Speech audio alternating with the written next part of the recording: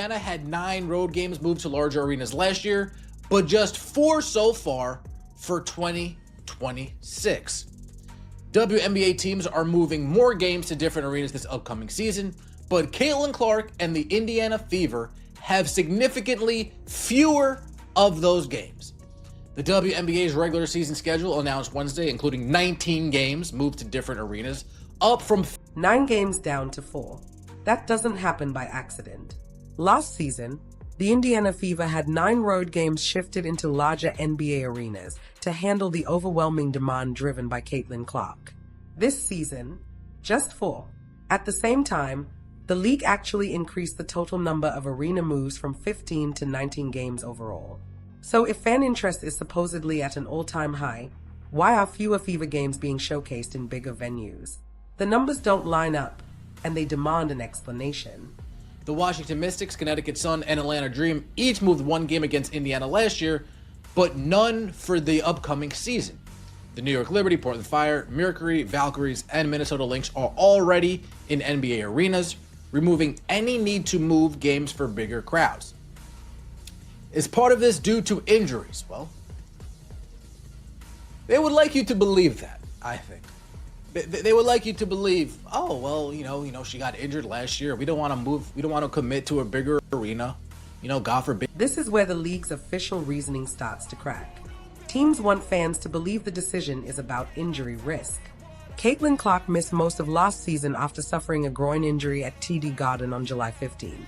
So, according to them, everyone is being cautious about committing to larger arenas. On the surface, that sounds reasonable until you look at attendance data.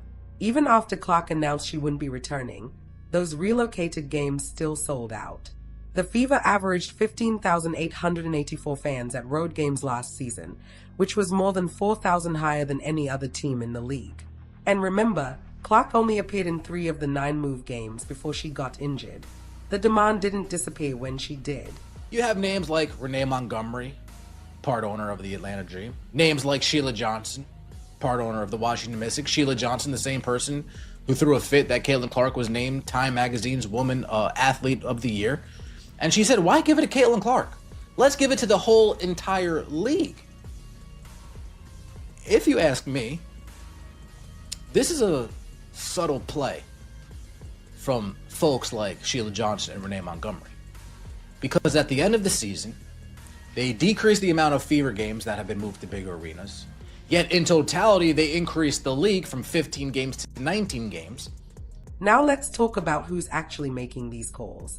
Renee Montgomery, part owner of the Atlanta Dream. Sheila Johnson, part owner of the Washington Mystics. And yes, that's Sheila Johnson, the same one who publicly criticized Time Magazine for naming Caitlin Clark Athlete of the Year, arguing that the honor should have gone to the entire league instead. Last season, the Dream moved 1 game against Indiana to State Farm Arena. This season, 0. The Mystics moved 1 game last year. This year, also 0. The Connecticut Sun moved a game to TD Garden, the very game where Clark was injured. This season, nothing scheduled. These aren't coincidences. They are patterns. 4 times this season. You see how massive the season was? You see how much of a success it was this year? And we only had Caitlin Clark. See, we don't really need her. I told you guys we were going to do this without her. Interesting. The decrease in moved Fever games comes after Caitlin Clark played in just 13 games last season. Clark appeared in just 3 of the 9 moved road games, including July 15th against the Connecticut Sun at TD Garden. Clark injured her groin in the 4th quarter of that game and missed the remainder of the season. The Fever remained the league's biggest attendance draw last year, averaging 15,884. Here's where it gets even more revealing. The Chicago Sky and Dallas Wings each moved 2 games to larger arenas last season. This year, they've cut that number in half, just 1 apiece. Meanwhile, Toronto's expansion team has 5 games scheduled in alternate venues, including 2 each in Montreal and Vancouver. The league is clearly willing to move games when it helps tap into new markets and maximize attendance.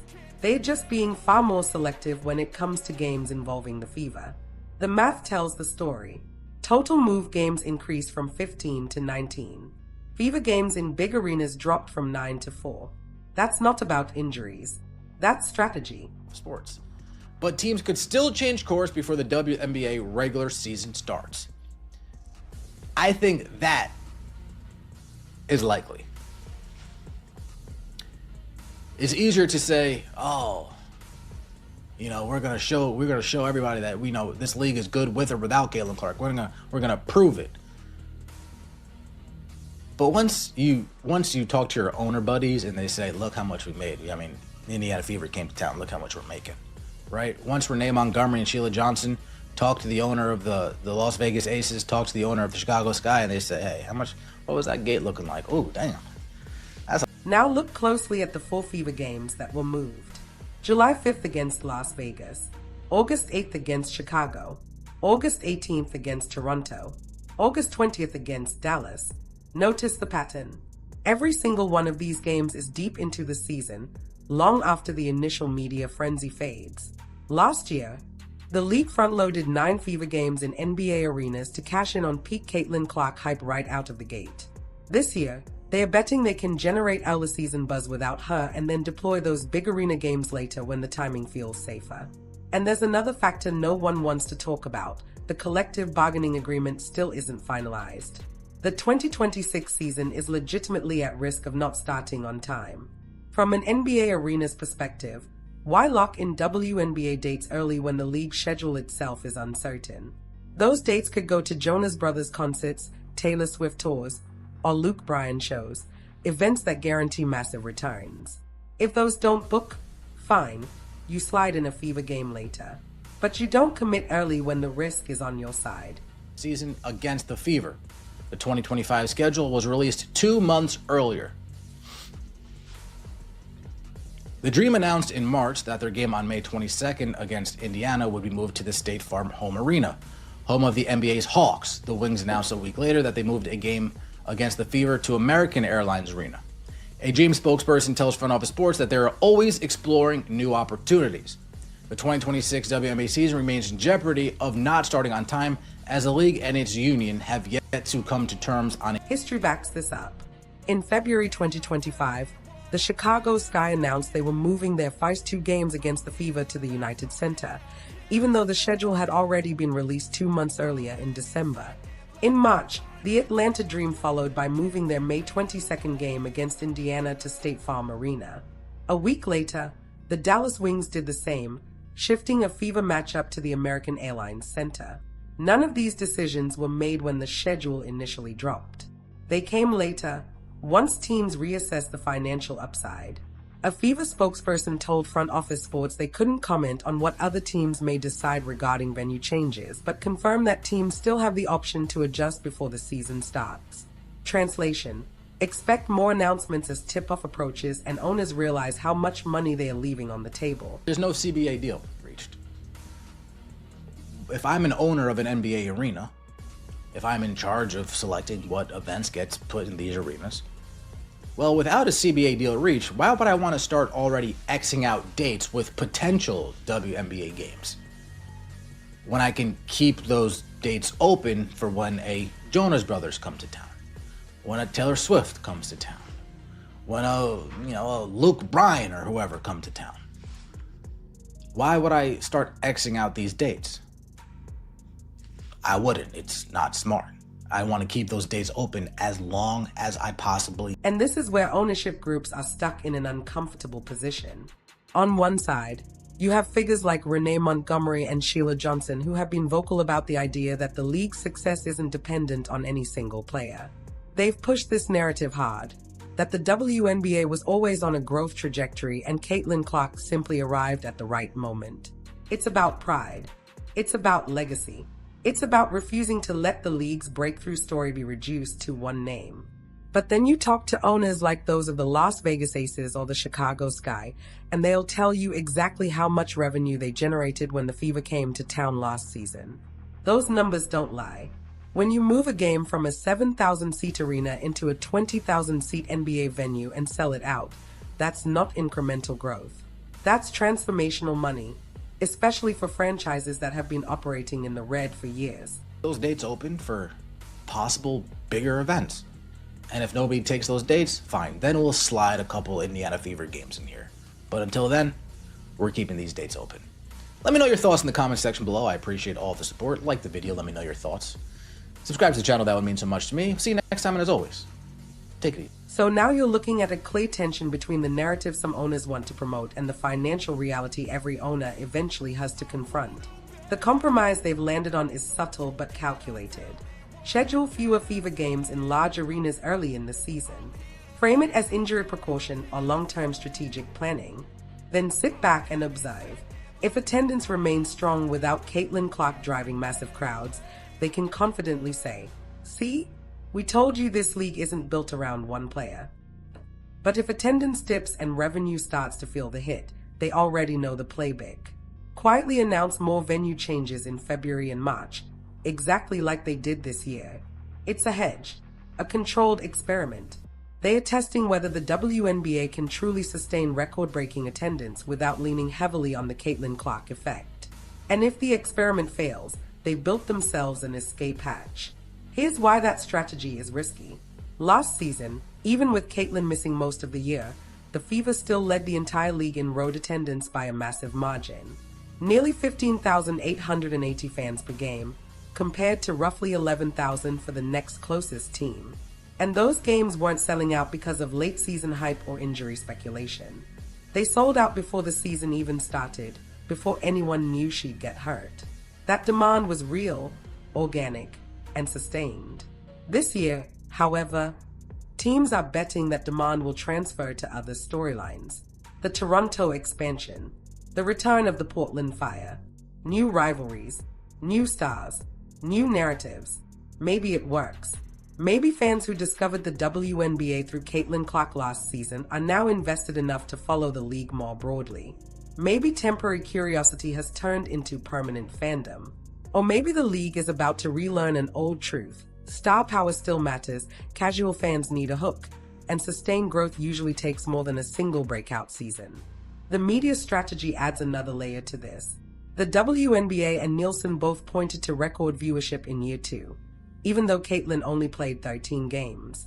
Those numbers were used as evidence that the league's growth wasn't dependent on one player. But dig a little deeper into the data and the picture becomes clearer. Fever games still dominated the top viewership slots, even the ones Caitlin didn't play in. Fans tuned in hoping she'd return or simply wanting to see how the team performed without her.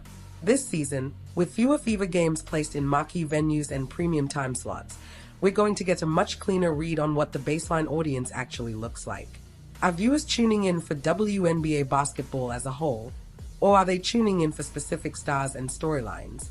The league has structured this season in a way that lets it control the narrative either way. If ratings stay strong, they'll declare victory and say the WNBA has officially arrived as a major sports property that transcends individual players. If ratings drop, there will be explanations ready. CBA uncertainty, scheduling delays, external factors, market conditions. And then, quietly, more Fever games will start moving to bigger venues and better time slots, just like we're already seeing with those February and March announcements. The Washington Mystics and Connecticut Sun both moved games against Indiana last year.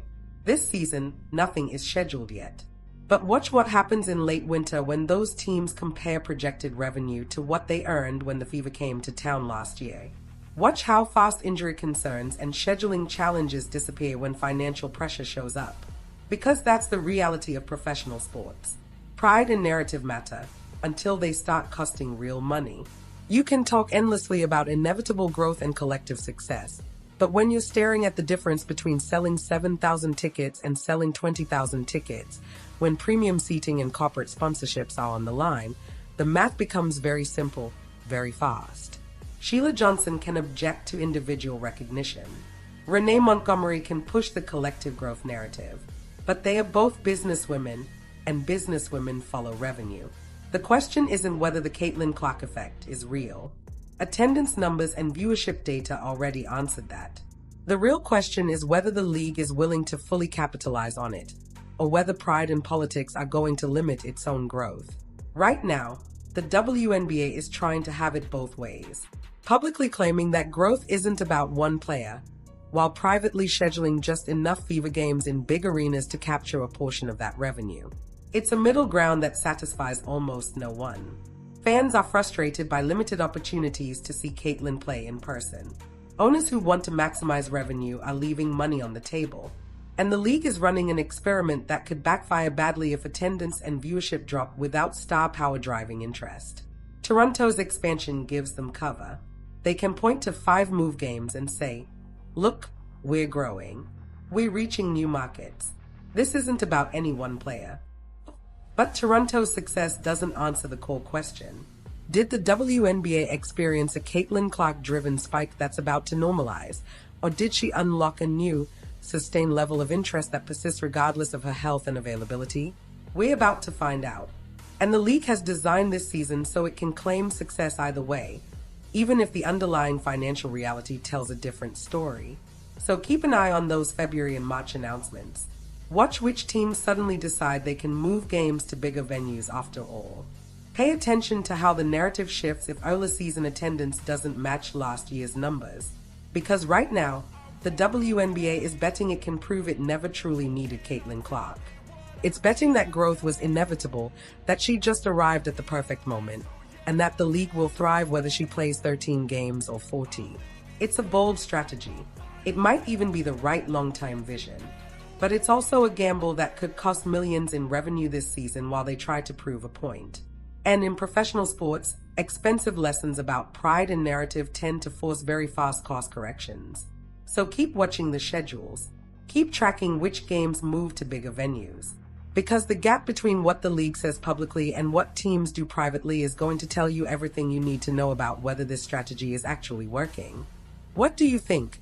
Is the WNBA making a smart long-term play by not over-relying on one star? Or are they fumbling a massive opportunity because of pride? Drop your take in the comments, and let me know if you think we'll see more Fever games move to NBA arenas as the season gets closer.